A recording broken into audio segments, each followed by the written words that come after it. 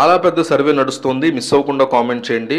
TDP ప్రభుత్వంలో ఉన్నటువంటి TDP ఎమ్మెల్యేల మీద ప్రజల్లో పాజిటివిటీ ఉంది, తీవ్రమైన అసంతృప్తి ఉంది. ఈ రెండిట్లో ఒకటి కామెంట్ చేయండి. ఛానల్ లైక్ చేయమని, సబ్స్క్రైబ్ చేయమని నేను అడగట్లే. బట్ ఈ సర్వేలో పాల్గొనండి, మిస్ అవ్వకుండా పాల్గొనండి.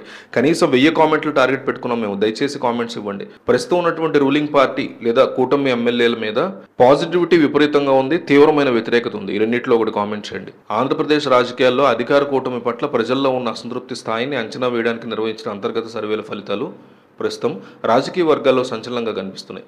ఈ నివేదికలు ముఖ్యంగా పాలకపక్షంలోని సిట్టింగ్ ఎమ్మెల్యేల పనితీరు, వారి గెలుపు అవకాశాల మీద దృష్టి సారించాయి. సర్వే ఫలితాలు అంచనాలకు అందనంత ప్రతికూలంగా ఉండడంతో పార్టీ అధినాయకత్వంలో తీవ్ర ఆందోళన మొదలైందనేటువంటి టాక్ కూడా నడుస్తుంది. ప్రైవేట్ ఏజెన్సీల ద్వారా అలాగే పార్టీ అంతర్గతంగా నిర్వహించిన ఈ సర్వేల్లో మెజారిటీ సిట్టింగ్ ఎమ్మెల్యేల పరిస్థితి ఆందోళనకరంగా ఉన్నట్టు తేలిందట. పలువురు ఎమ్మెల్యేలకు తమ నియోజకవర్గాల్లో ప్రజల నుంచి తీవ్ర వ్యతిరేకత అంటే మ్యాసివ్ యాంటీ ఇంక్యుమెన్సీ ఎదురవుతోందని, వీరిని మళ్లీ బరిలోకి దించితే ఓటమి ఖాయమనే స్పష్టమైన సంకేతాలు నివేదికల్లో ఉన్నట్టు తెలుస్తుంది. సుమారు 30 నుంచి 40% మంది సిట్టింగులు డేంజర్ జోన్లో ఉన్నారని, వారి టికెట్ ఇస్తే కూటమి విజయావకాశాలు దెబ్బతింటాయని సర్వేలు తేల్చి చెప్పినట్టు సమాచారం.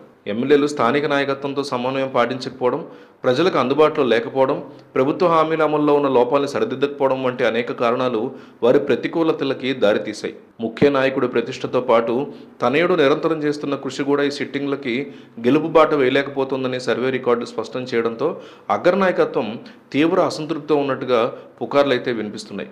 సిట్టింగ్ ఎమ్మెల్యేల మీద ఉన్నటువంటి వ్యతిరేకత కేవలం అగ్రనాయకత్వానికే కాదు, స్థానిక ద్వితీయ శ్రేణి నాయకులు కూడా స్పష్టంగా తెలిసిపోతుంది.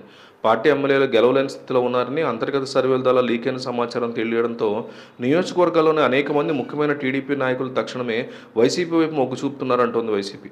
నియోజకవర్గాల్లో మండల, గ్రామ, వార్డు స్థాయిలోని కీలక నాయకులు, ద్వితీయ శ్రేణి నేతలు, ఇతర అసమ్మతి వర్గాలు సిట్టింగ్ ఎమ్మెల్యేలతో పాటు పార్టీ ఓడిపోతుందని అంచనా వేసి తమ రాజకీయ భవిష్యత్తును సురక్షితం చేసుకునేందుకు రాత్రికి రాత్రే వైసీపీ కండువా కప్పుకోవడాన్ని క్యూ కడుతున్నారు.